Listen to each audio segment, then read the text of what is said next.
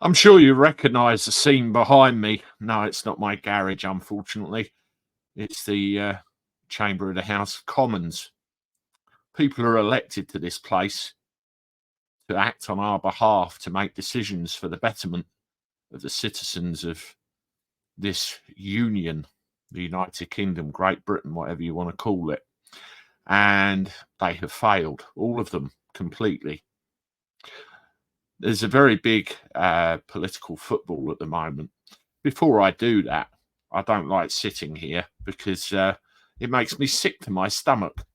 So what I'm going to do, I'm going to go back to my garage, the beloved familiar scene with Andy the Gabby Cabby. There we are. But I wanted to start it in a place where we were going to talk about the very big political football at the moment is Rwanda. Yes, Rwanda. Now, I saw a scene in the news, which you can see here. It's time to start the flights. Sunak issues warning to unelected lords not to meddle in his plans. Well, the lords seem to either suit him or don't suit him. They suited him a little while ago to get David Cameron shoehorned back into an office of state, didn't it? But now they're unelected and they shouldn't interfere. You can't have it both ways, Rishi Sunak. Well,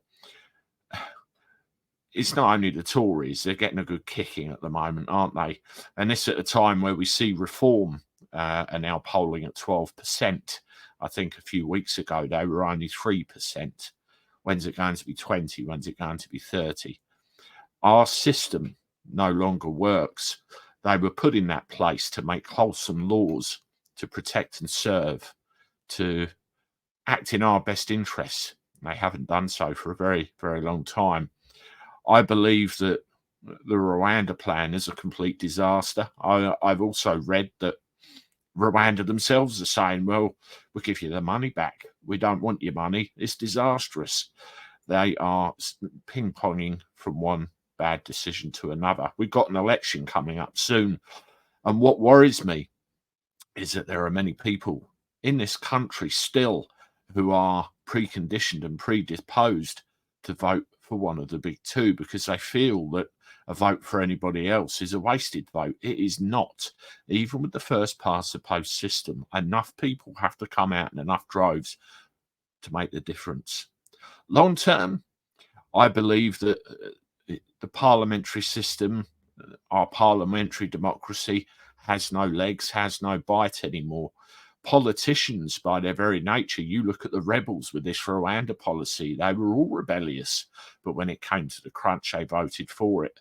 They're only concerned with their petty self-interest, their survival and their seats, and their nearly £90,000 a year plus expenses.